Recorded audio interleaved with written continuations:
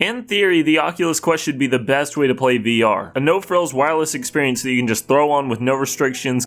Damn it! Giving you some of the best gameplay and tracking you can get in a headset, even rivaling its big brother, the Oculus Rift S. I don't know why I said it like that. But honestly, recently I haven't been feeling that so much from the Quest, and I wanted to talk to you guys about it. My disappointment is immeasurable. And my day is ruined. So if you were thinking of picking up a Quest, or you were looking to toss up between whether you should get a Quest or a PC VR headset, maybe this will help you out a little bit. Let's get into it.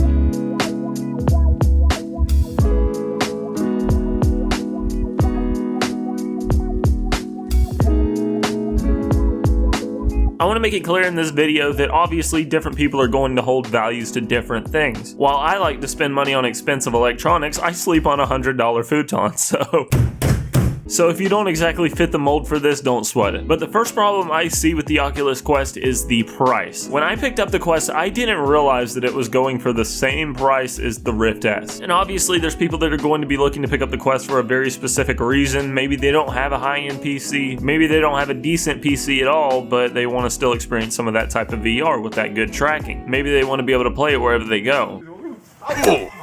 But personally with myself, every time I picked up a VR headset to play, it was usually at my house. And even though the wired experience of the Rift S isn't going to feel as nice as the Quest, you would have a limitless amount of options of games to choose from on the PC, which is part of the second problem with the Quest, but we'll get into that in a second. We were having a party at my house the other weekend, and instead of using the Quest for Beat Saber, which you would think would make sense, especially since my Quest has just been a Beat Saber player for the past couple of months, we played on PSVR because it was easier to stream to the TV, looked better, and we just had a great time with that. And while we're on the subject of PlayStation VR, if you already own a PS4, this is something else you can consider for that amount of money. Because the PSVR bundles go for about $350 and you get everything you need, including 2 games at the same time. You know how many games I got with the Quest?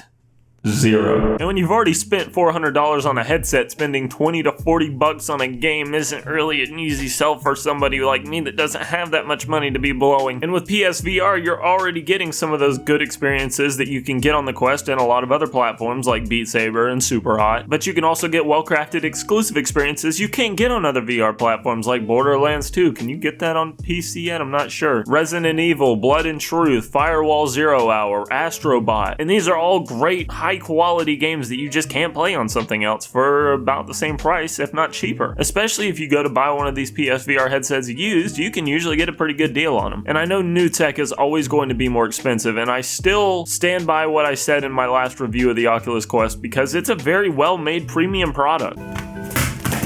Oh shit, everything about it feels really good, but when you don't have any software to play on that amazing hardware, it kind of starts to dwindle down your experience a little bit, and that leads into my second part, and that's the games. This is going to be subjective, maybe a little controversial, but it seems like most of the games coming out for the Quest now are just these smaller indie titles. That's when they do come out to the Quest, because there's talks that developers are constantly getting denied access to release their games on the Quest platform, but that's a whole different story. You're getting these free titles like poker and fishing, which are cool in their own right and they're fun to play in VR, but when you just spent $400 on a headset, you kind of want a little more than that. And if you go to the Quest Essentials page where you can get some more serious games, or I guess more involved games, I gotta be careful with my wording here, it's just pretty much the same list that came out at launch. I think there is some good stuff coming to the Quest, but it's just been a long wait right now. You get a game like Sirento VR, which is okay, but it's just a watered down port of the PC version. We have yet to see a fully featured game like Pavlov come to the Quest, at least officially. You can sideload that, but that's the alpha. And the average consumer isn't going to want to do all those special developer mode things outside of just playing the games from the store. I've had a number of people play my Quest and they all say it's really cool, but when they find out the price, the answer to picking one up is usually a resounding, yeah, that's way too expensive to me. I like food. I like paying my bills and not sleeping on a $100 futon.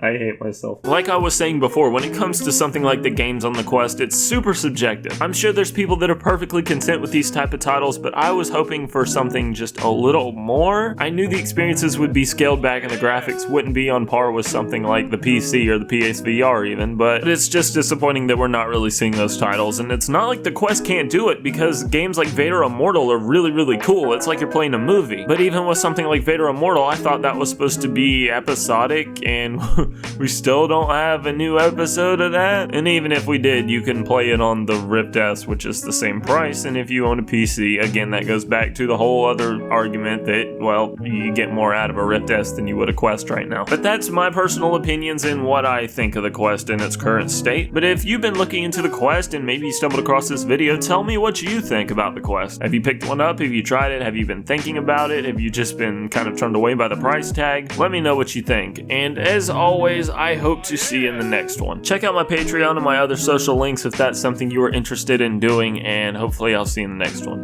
It's been C. Bye. I've had a number of people play the Quest, and everybody says it's really cool. But when I mention the price tag and if they would get that for themselves, the answer is usually